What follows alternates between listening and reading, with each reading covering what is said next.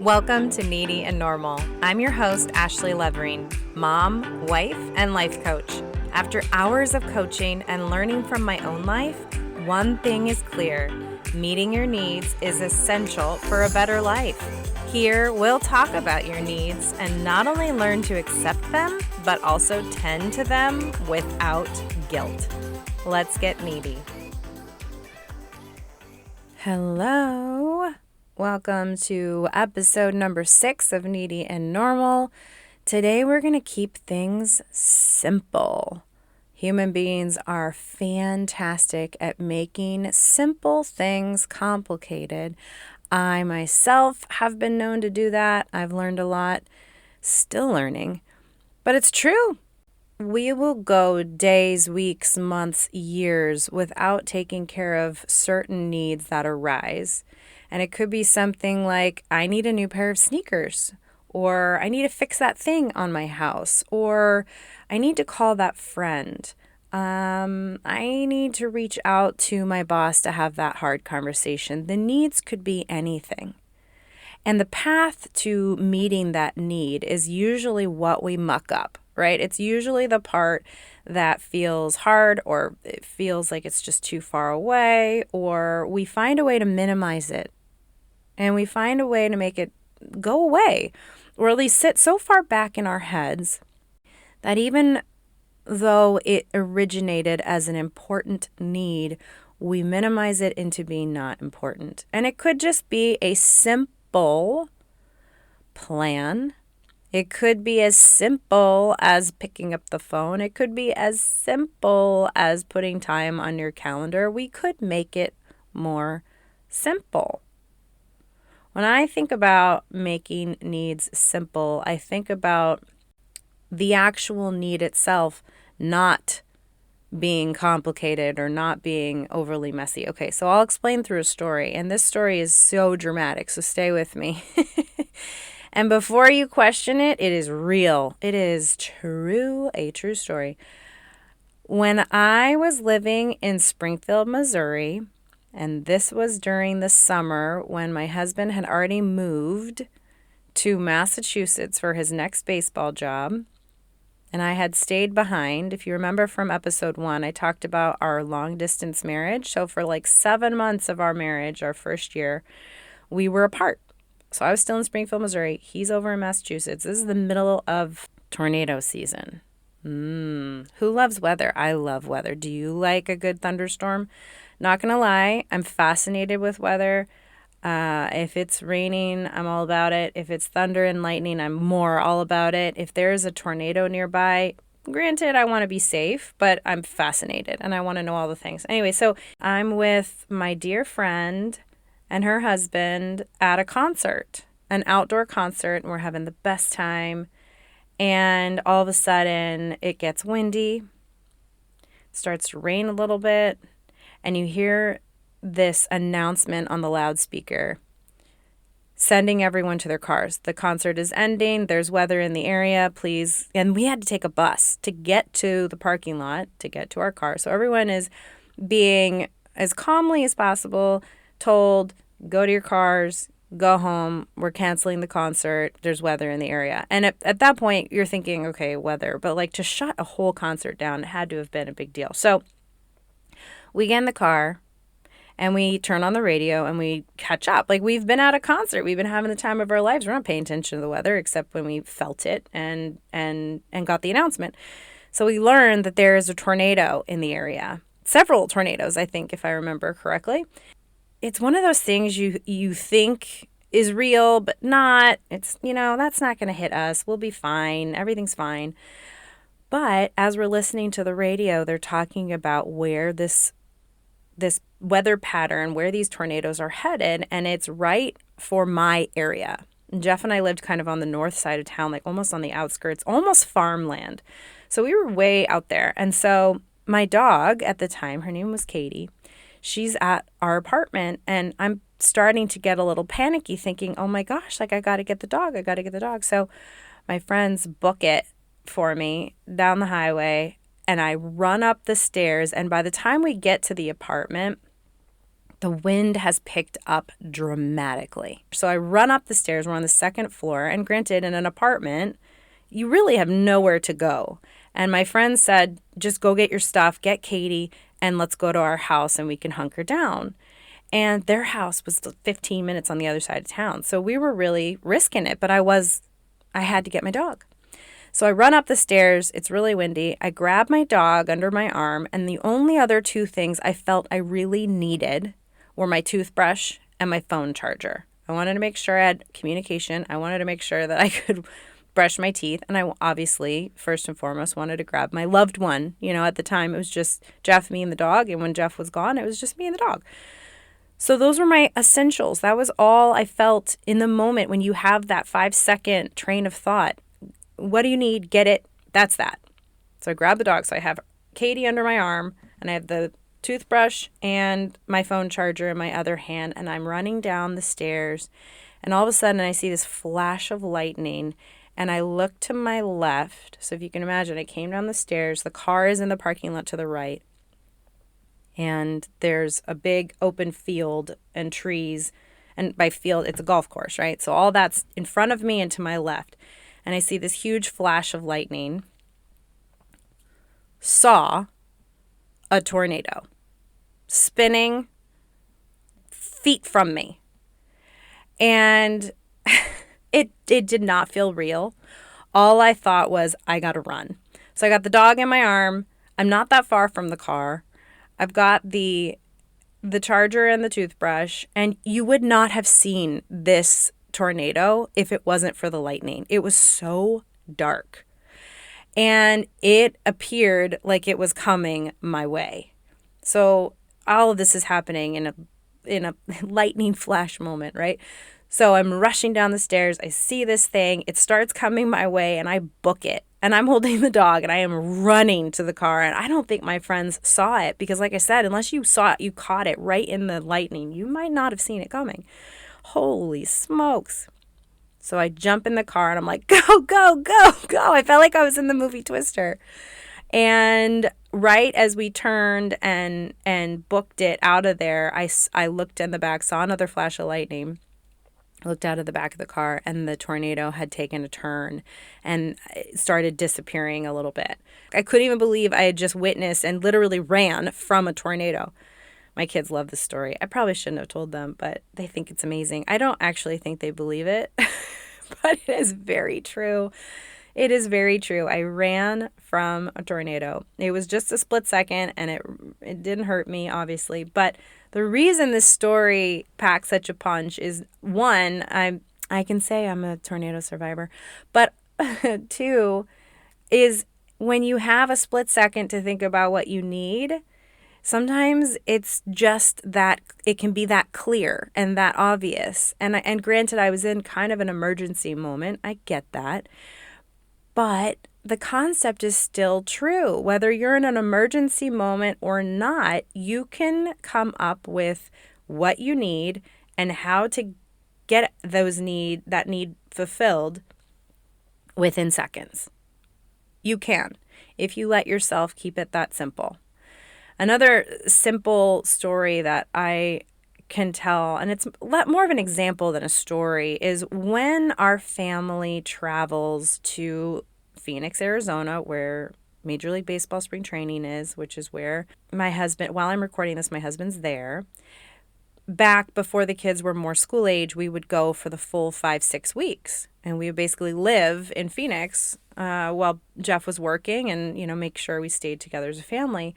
And I realized every time we went, especially as the kids got older and their needs, like the piles of things that they always need as kids, got smaller and simpler. I get that. But what I recognized in the pattern of taking these trips is that helped my brain and my body, my mind, everything felt calmer and more simple, because how we live away from our normal life in Phoenix is we have food in the fridge that we need. We have a few toys and activities that the kids can play with, and our, hygiene essentials, and that's it. And we just kept it simple. Here's what we need. That's all we need. And that was enough. to a point where it was so cleansing. It was so peaceful that when I would come home back to our life where we have, our regular stuff, all the things we don't need too, it would overwhelm me almost. It was like coming back, talk about a transition.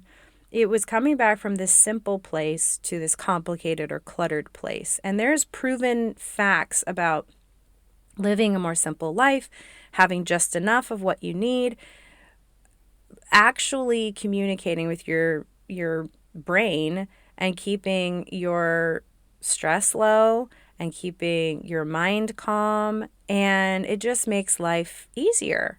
And so when I come back, I think, gosh, I call it my spring training mind. I want to take my spring training mind with me. And so, of course, I get into this frenzy of I've got to purge. Like, I've got to get rid of stuff. I've got to simplify my space. And in reality, because life is life, it's not always easy to simplify and declutter and purge things and only have what you need, like the essentials, right?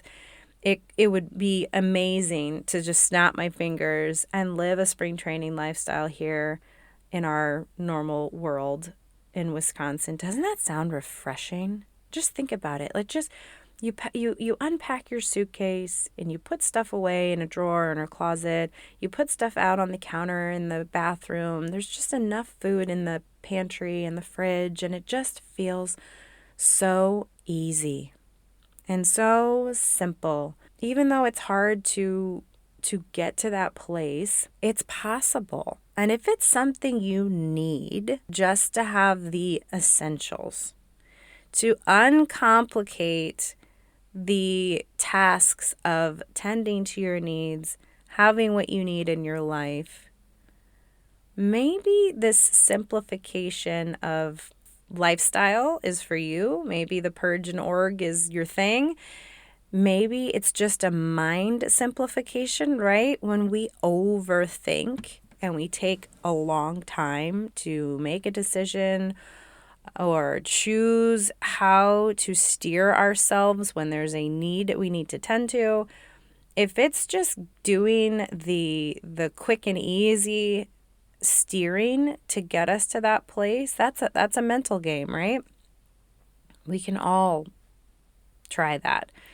I'll give you another example. I have a client who is what you would call your typical people pleaser, someone who likes to be the go-to, says yes when someone needs something, has a favor that they need fulfilled, right? They're the yes person. People pleasers tend to do that. I get it. I've been a people pleaser. We all have that tendency. Some are just, stronger tendencies than others. So she has this tendency to say yes to everyone else, which is, harder to say yes to herself.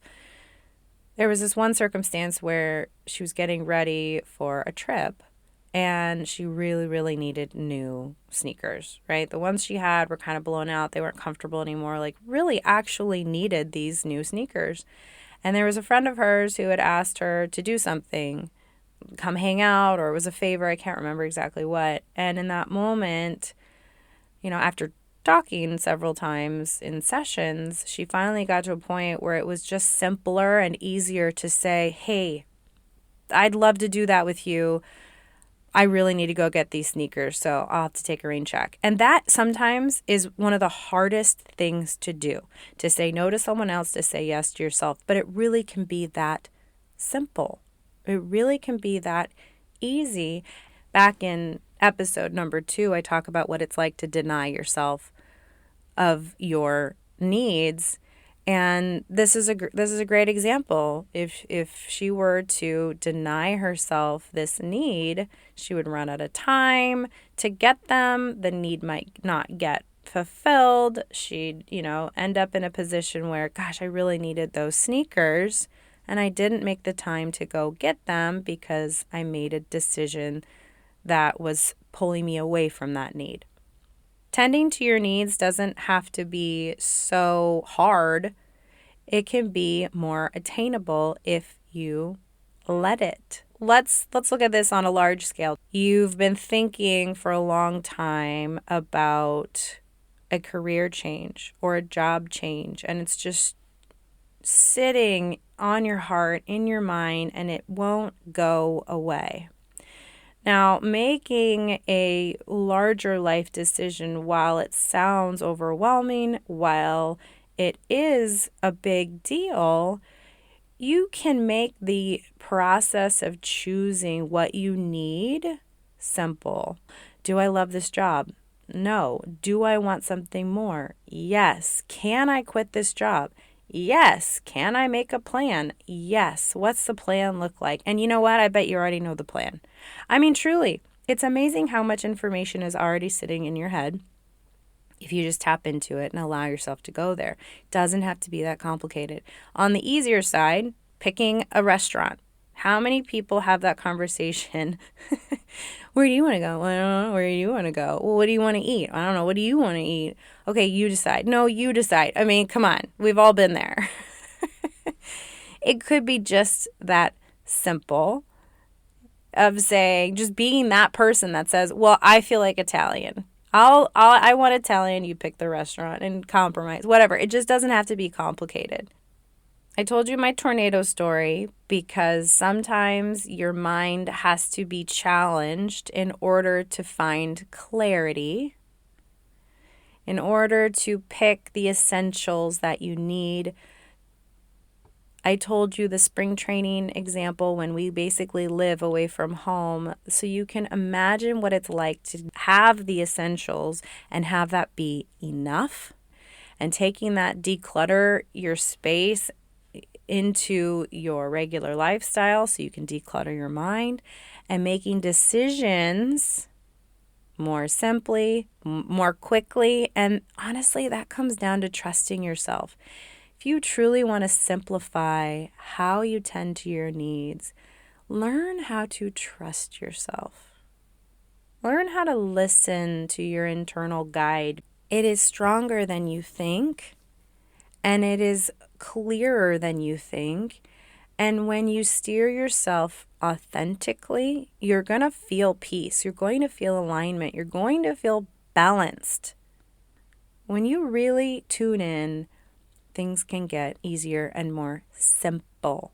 So tending to your most complicated needs versus tending to the most simple and basic needs or decisions you need to make can be simple.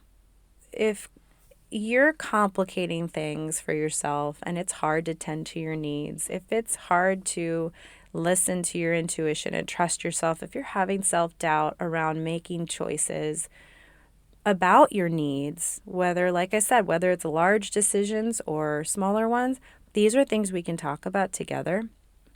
Reach out if coaching is something you're curious about, having to make decisions. This is what I do.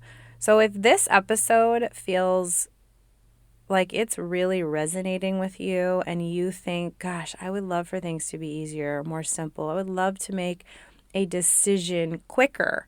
I would love to make that big life decision finally. If these are the things you're saying to yourself, especially listening to this episode, reach out.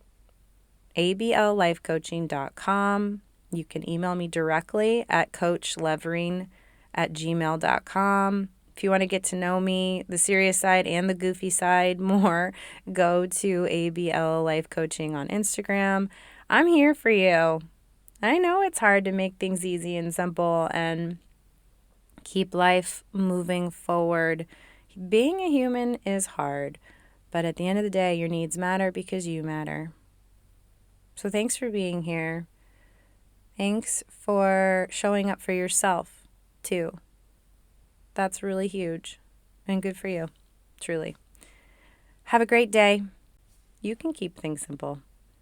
It probably will feel amazing. Take care.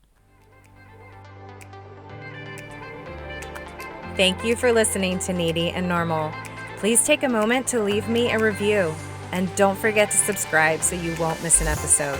For information about coaching, visit ablifecoaching.com.